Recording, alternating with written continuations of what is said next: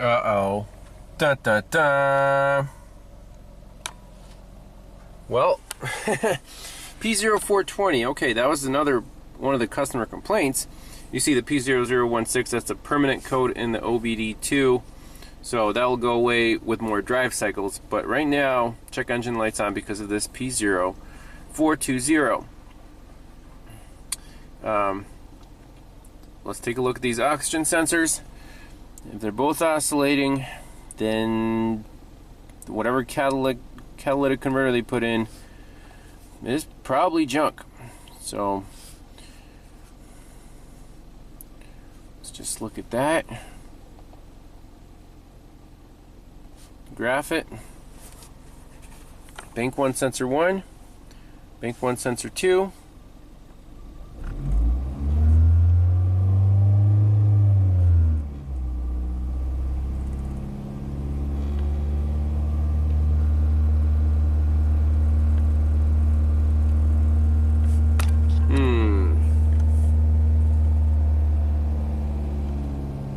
You see, it's not a nice oscillation.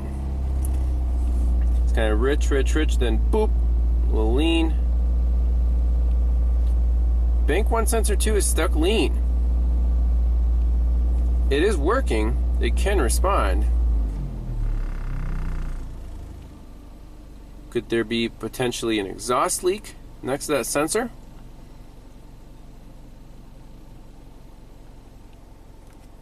That's pretty interesting. So we can't say that the cat is bad.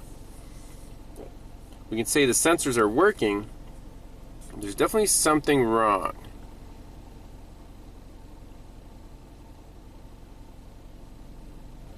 What the heck is going on there? That's way too fast of a response. Oxygen sensors do not respond that fast. Usually. Unless there's puffs of oxygen going by it. Crazy. Bank 1 sensor 1, bank 1 sensor 2. Not what you expect. You expect this one to be, you know, around 0.7 volts steady, and you expect this one to be a nice sine wave.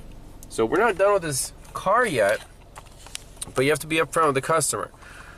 We fixed your P0016 drivability complaint, so charge for that for diag and repairs 2 hours total. Now we have this P0420. I'll ask them, do you want me to diagnose that or not? Sometimes customers say, hey, if it drives perfect, we're good. So, you know, in this area, check engine light doesn't matter for inspection.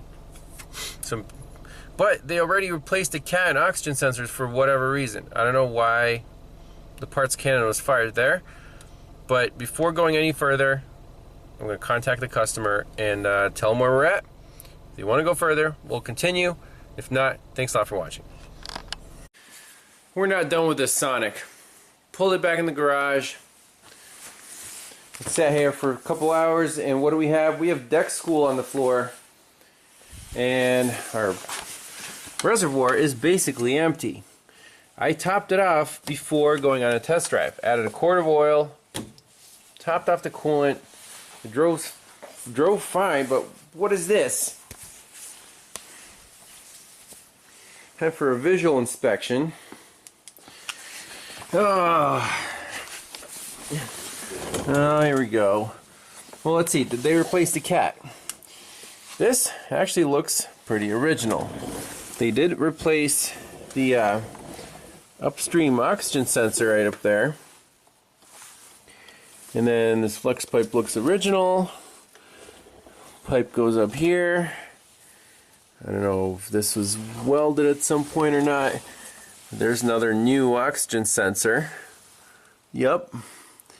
And I might see a little weld hole right there. So if there's oxygen getting in right here before the sensor, that's going to cause weird readings.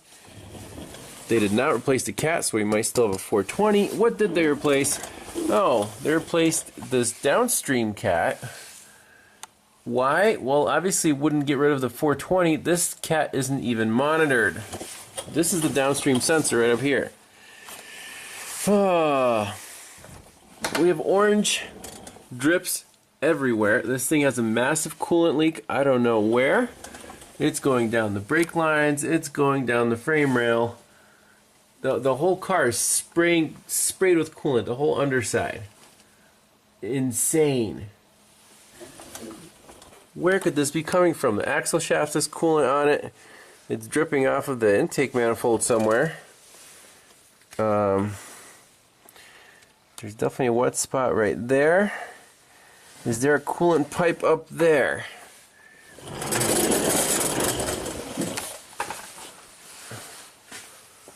Is there anything coolant related? Oh.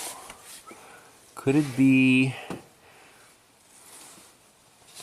this? I see a little wetness. I see a little wetness here. Well, where does this pipe go? This is like the bleed pipe. Comes over here, across the intake manifold on top, down to our throttle body. That's exactly where the wet spot is. So check this out.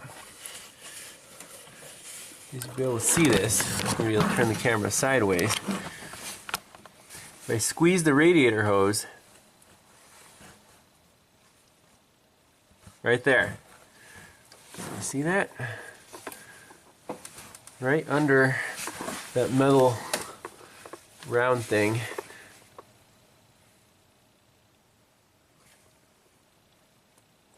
See the drips? Boop. That pipe is basically burst, or has a pinhole in it. Yeah, it's done. That's where it was spitting all the coolant out. Oh, unbelievable. Who makes a cheap plastic pipe run across the intake manifold carrying pressurized coolant? Unbelievable.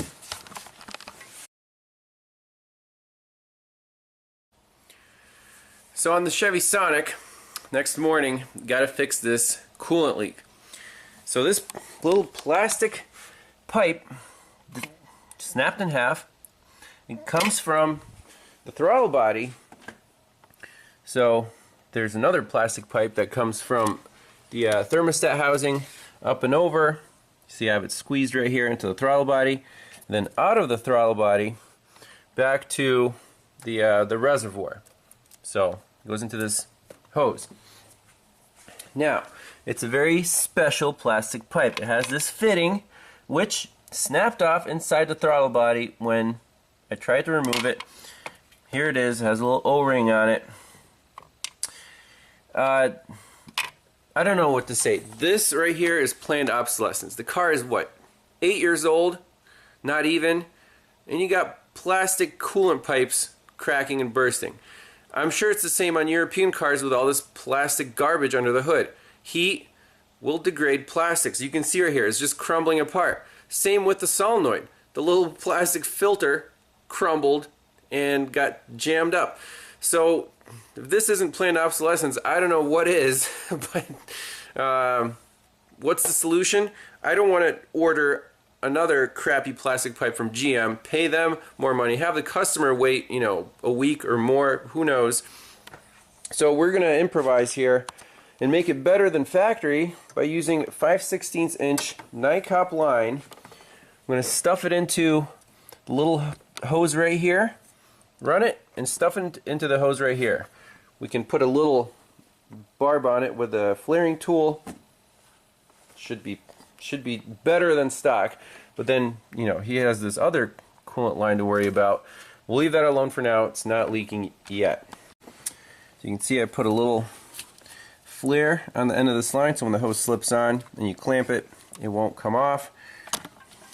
As a precaution. Now let's stuff this into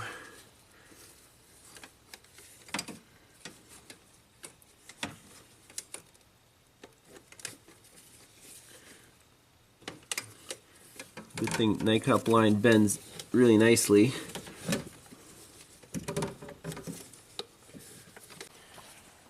So I got the line routed. It's going to be in the same place as the OEM line, and then right here I'm going to chop it off. I trimmed the hose to get rid of this elbow, and let's just cut the line right here and make another little flare.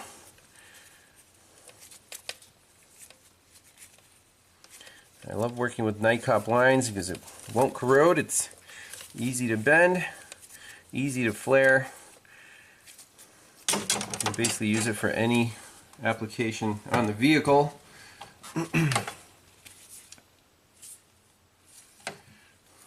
So let's flare this using that brake line tool. So flaring is pretty easy. And this little tool I think I bought for like 25 bucks at AutoZone 20 years ago when I had to repair my very first brake line on my old Mazda van because, you know, upstate New York salt is not very forgiving, and it worked out perfectly. So this little tool, that's what makes the flare, and you want to push the pipe out through the holder just enough to, you know, so you have some pipe to work with.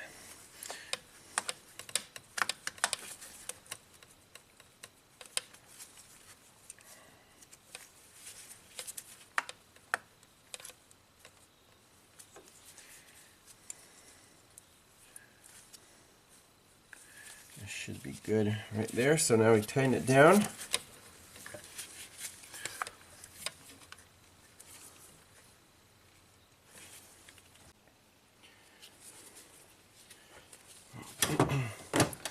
Now place the little flaring tool in there and put the clamp right on there and tighten her down.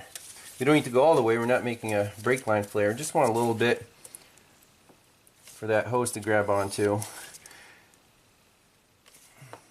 know what, that should be plenty. Easy as that. No hydraulic fancy tools required.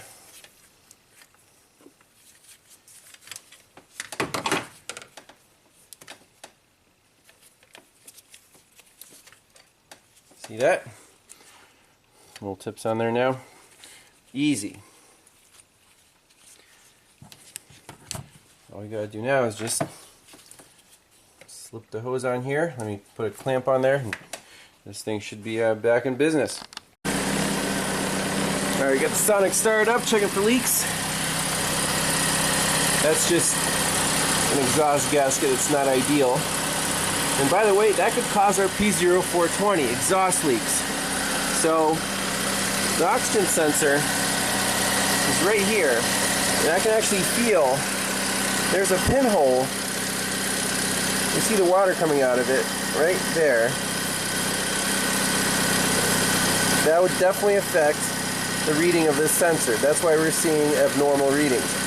So if we can weld this up, there's a chance that this thing could pass the catalytic converter test as long as there's no other leaks. You know, flex pipe, this gasket here, questionable.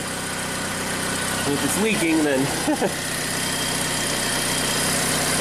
but yeah, that little hole is causing condensation to come here, drip down. That's going to be our problem.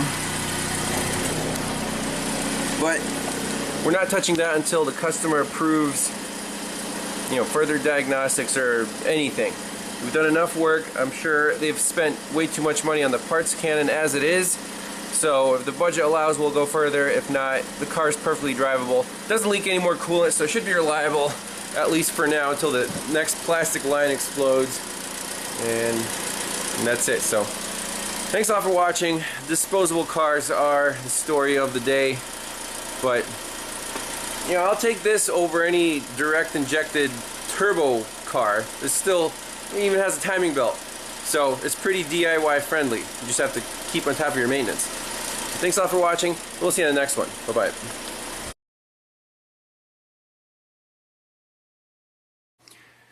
So, a little bonus footage on the Chevy Sonic. The customer picked it up last time with the reinstalled solenoid without that mesh filter screen. He said for one day it drove great, but then the problem came back, same symptoms, you know, kind of low power, check engine light. He scanned it, said the same codes were back, P0016, and the mass airflow sensor performance. That's due to, you know, poor breathing of the engine, and the 420, which is still there.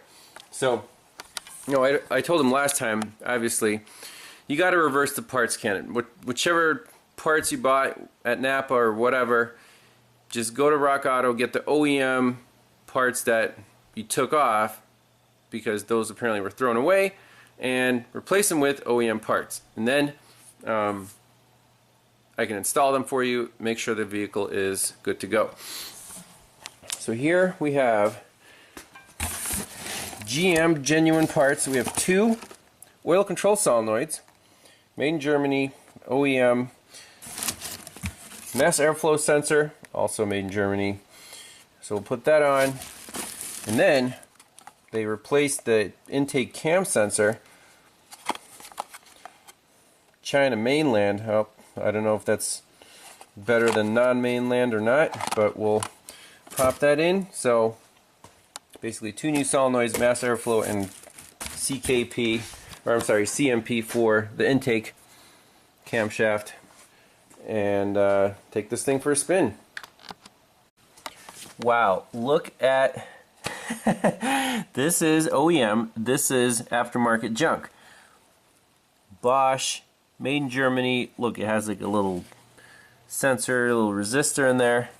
Look at this thing. How did this even work? It's completely different. I mean, I guess it has the little resistor over there. But this is like a different airflow path. This is just straight through. Ridiculous. This is why I told him get all OEM parts. Well, unfortunately the customer got the wrong camshaft position sensor.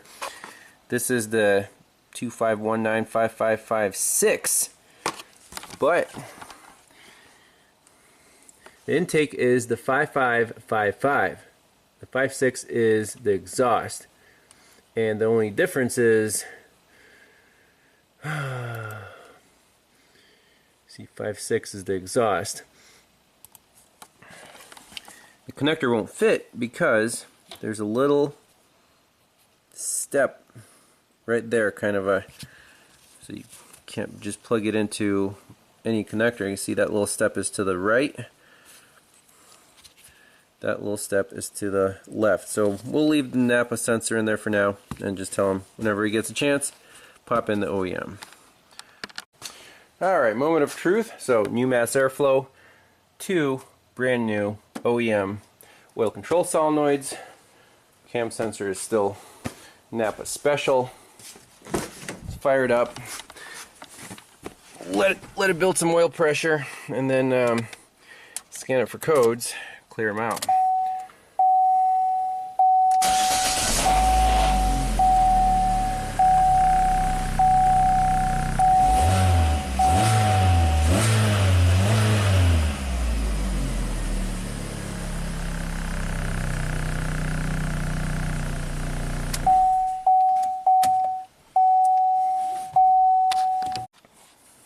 Alright, so let's clear these DTCs. You can see passed and failed, so it's been running not perfect. And data stream, camshaft position, actuator data.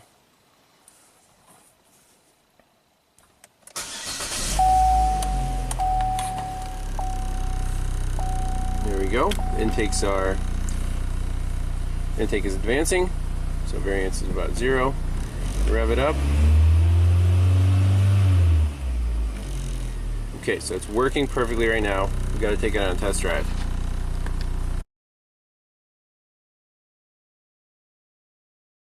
So the last piece of the puzzle here, here's how we're going to fix the P0420. At least attempt to fix the P0420, is to eliminate this variable of a pinhole leak next to the downstream O2 sensor. So you can actually see the little hole right there. If we show up on camera, right where that weld stops. So I'm just going to touch that up, and we're going to look at the data, see how the oxygen sensors react. Alright, here's the finished product. Literally took 2 seconds. Just ran a bead right over that hole. So should be completely covered up, I think. I'm going to use a mirror. But yeah, let's look at some live data. Check what I found in the cup holder. Cataclean. Liquid science. Why do people spend money on this instead of actually spending money on a diagnosis and a potentially no parts required repair? Yeah, I don't know, but the proof will be in the pudding once we look at the data. Alright, so here's what a good oxygen sensor signal looks like.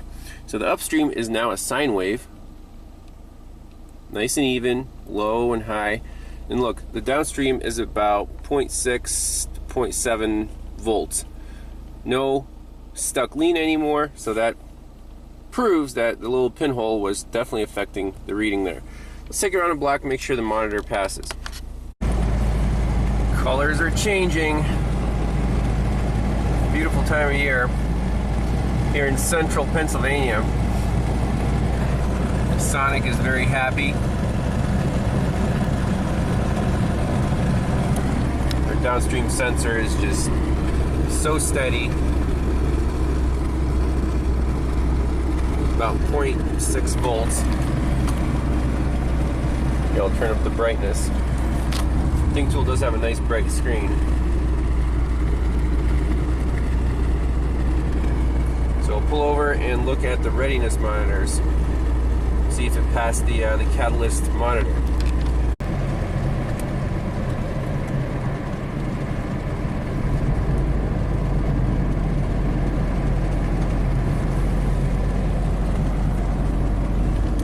Hey, our catalyst monitor just passed. Sweet. Read fault code. And we'll just have those permanent codes stored. But nothing pending, nothing current. I like it.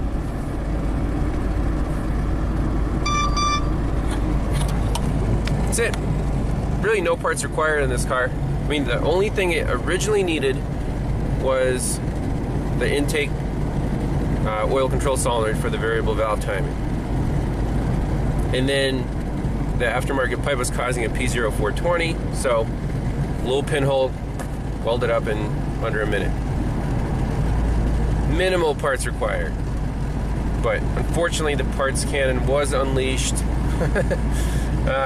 Oh well, what can you do? So learn from other people's experiences. And we'll see you next time. Bye-bye.